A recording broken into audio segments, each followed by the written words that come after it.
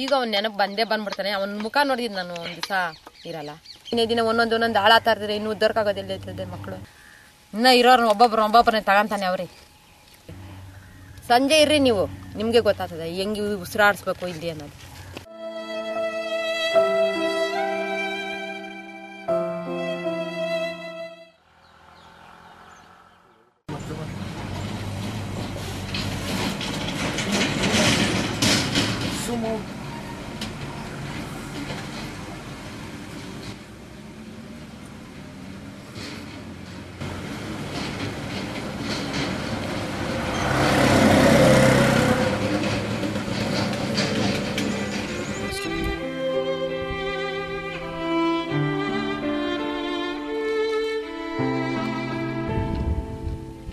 ಪೂರ್ತಿ ರಾಮ್ಕಿ ಅವರು ಕೆಳಗಡೆ ನೀರು ಬರ್ದಿದ್ದಂಗೆ ಎಲ್ಲ ಫುಲ್ ಅಲ್ಲೇ ಡ್ರೈ ಮಾಡ್ತಾ ಇದ್ದಾರೆ ನೀರನ್ನೆಲ್ಲ.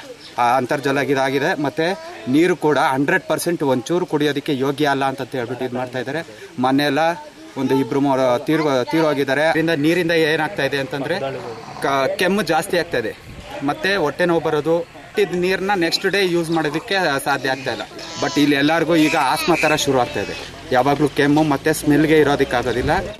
2001ರಲ್ಲಿ Ramky energy and environment limited ಎಂಬ ಗೊಬ್ಬರ ತಯಾರಿಕಾ ಘಟಕದ ಹೆಸರಿನಲ್ಲಿ ಶುರುವಾದ ಈ ಕಾರ್ಖಾನೆ ಹಲವು ಮಾಧ್ಯಮಗಳ ಸುದ್ದಿಯಾದರೂ ಕೂಡ ಇಂದಿಗೂ ಮಾವಳ್ಳಿಪುರದ ಜನತೆಗೆ ಹೆಮ್ಮಾರಿಯಾಗಿ ಬೆಂಬಿಡದ ಭೂತದಂತೆ ಕಾಡುತ್ತಿದೆ. ಬೆಂಗಳೂರು ನಗರದಿಂದ ತರುವ ತ್ಯಾಜ್ಯ ವಸ್ತುವನ್ನು ಬೇರ್ಪಡಿಸಿ ಜೈವಿಕ ಗೊಬ್ಬರ ತಯಾರಿಸುತ್ತೇವೆಂದು ಬಂದ ರಾಮ್ಕಿ ಲಿಮಿಟೆಡ್ನವರು ಈಗ ಮಾವಳ್ಳಿಪುರದ ಜನತೆಯನ್ನು ಒಂದೊಂದಾಗಿ ಬಲಿ ತೆಗೆದುಕೊಳ್ಳುತ್ತಿದ್ದಾರೆ.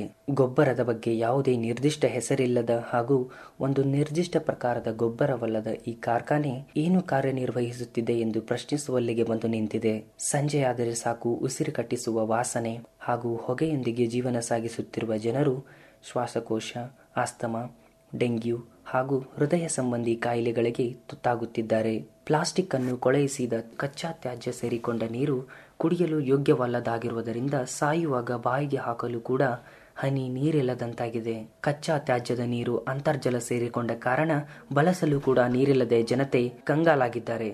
ಸುತ್ತಮುತ್ತಲಿನ ಪ್ರದೇಶದಲ್ಲಿ ಬೆಳೆ ಬೆಳೆಸಲು, ಗೃಹ ಬಳಕೆಗೆ ಹಾಗೂ ಪಶುಸಂಗೋಪನೆಗೆ ನೀರಿಲ್ಲದೆ ಜನ ಪ್ರತಿ ಕ್ಷಣವೂ ಪ್ರತಿದಿನವೂ ಕಷ್ಟವನ್ನು ಎದುರಿಸುತ್ತಿದ್ದಾರೆ. ಹೋದ ಜೀವಗಳೆಲ್ಲವೂ ಹೋದವು. ಇನ್ನು ಬದುಕಿ ಬಾಳುವ ಎಳೆಯ ಚಿಗುರುಗಳ ಬಗ್ಗೆ ಜನರು ಚಿಂತಾಜನಕರಾಗಿದ್ದಾರೆ. ಸರ್ಕಾರದ ಮೊರೆ ಹೋಗಿದ್ದರೂ ಏನೂ ಪ್ರಯೋಜನ ಕಾಣದ ಜನ ಅಸಹಾಯಕತೆಯಿಂದ ಬಂದ ಪರಿಸ್ಥಿತಿಯನ್ನು ಮೌನಿಗಳಾಗಿ ಎದುರಿಸಿ ವಿಪತ್ತಿನ ದಿನಗಳಿಗೆ ಕಾಯುತ್ತಿದ್ದಾರೆ.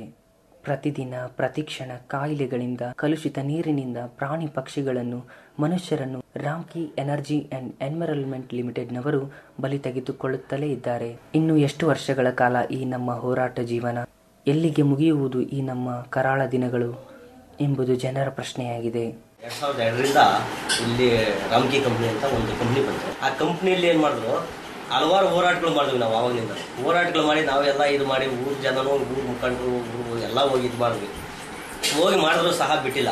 ಆದ್ರೂ ಕಾಂಪೌಂಡ್ ಹಾಕ್ಬಿಟ್ಟು, ಕಾಂಪೌಂಡ್ ಹಾಕಕ್ಕ ಕಲ್ಲು ಕೂಚುಗಳೆಲ್ಲ ಎತ್ಬಿಟ್ಟು ಕಾಂಪೌಂಡ್ ಹಾಕಿದ್ರು. ಕಾಂಪೌಂಡ್ ಹಾಕಿದ ನಂತರ ನಾವೇನು ಮಾಡಿದ್ವಿ, ತಿರುಗಿ ಗಲಾಟೆ ಮಾಡಿದ್ವಿ. ತಿರುಗಿ ಗಲಾಟೆ ಮಾಡಿದ್ರೆ ಪೊಲೀಸ್ ಮುಖಾಂತರ ನಿಲ್ಸ್ಕೊಂಡು ನಾವು ಗೊಬ್ಬರ ಡಂಪಿಂಗ್ ಯಾರ್ಡ್ ಮಾಡ್ಕೊಂಡ್ರು.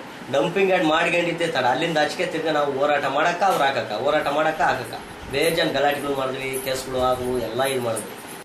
ಸಾಯಂಕಾಲನೇ ಭಾರಿ ಬೆಳಿಗ್ಗೆ 5 ಗಂಟೆ ಒಳಗೆ ಆ ಟೈಮ್ನಾಗೆ ಇವರು ತಿರುಗಿ ಹಾಕ್ಸೋದು JCB ಒಳಗೆ. ವಾಸನೆ ಇರೋಕ್ಕಾಗೋದಿಲ್ಲ. ಸುಮಾರು 16 ಊರು ಗ್ರಾಮನೂ ಎಲ್ಲ ಇದೆ ವಾಸನೆ. ಭಾರಿ ತೊಂದರೆಯಾಗಿದೆ ಜನರಿಗೆ, ಮಕ್ಕಳು ಮರಿ ಹೆಂಗಸರಿಗ ಎಲ್ಲರಿಗೂ. ಸಣ್ಣ ಮಕ್ಕಳಿಗ ಭಾರಿ ತೊಂದರೆ. ಅವು ತಡ್ಕೊಳಕ್ಕಾಗೋದಿಲ್ಲ, ಈ ಶಕ್ತಿ ಇಲ್ಲ. ಅದಕ್ಕೋಸ್ಕರವಾಗಿ ಇದು ನಾವು ಏನು ಹೇಳೋಕ್ಕೆ ಸಾಧ್ಯ ಇಲ್ಲ. ಇವರು ಈ ಕೇಳಿದರೆ ಇವರು ತಿಳ್ಕೊಳ್ಳೋದಿಲ್ಲ. ಇದಕ್ಕೆ ಮುಂದೆ ಏನು ಮಾಡಬೇಕು ಅನ್ನೋದು ನಮ್ಗೆ ಒಂದೂ ಗೊತ್ತಿಲ್ಲ. ಚೆನ್ನಾಗಿರ್ಲಿ ಅಂದ್ಬಿಟ್ಟು ತಗೊಂಡೋಗಿ ತಗೊಂಡೋಗಿ ಅಲ್ಲಿ ಸ್ಟ್ರೈಕ್ ಮಾಡಿದ್ವಿ. ಏನು ಕಡಿಮೆ ಮಾಡಿಲ್ಲ ಅವರು. ಗೊಬ್ಬರ ಹಾಕೋದು ತೆಗಿಲ್ಲ, ಫಿಲ್ಟರ್ ಮಾಡೋದು ತೆಗಿಲ್ಲ, ಏನು ತೆಗ್ದಿಲ್ಲ. ಕೆಲಸ ಮಾಡೋದು ಮಾಡ್ತಾನೆ ಅವ್ರ. ನೀರು ಬರೋದು ಬರ್ತಾನೆ ಅದ್ಯಾ. ಈ ಹಳ್ಳದಾಗ ನೋಡ್ಬಿಟ್ರೆ ನೀವು ಏನಂತೀರ ಗೊತ್ತಾ, ಸೇಮ್ ನಿಮ್ಮ ಬ್ಯಾಗ್ ಇದ್ದಂಗೆ ಇರ್ತದೆ. ಕೆರೆ ನೀರು ಬರ್ತದೆ, ನಮ್ಮ ಊರಿಗೆ ಕೆರೆ ನೀರಿಗೂ ಇದೇ ನೀರೇ ಬರೋದು.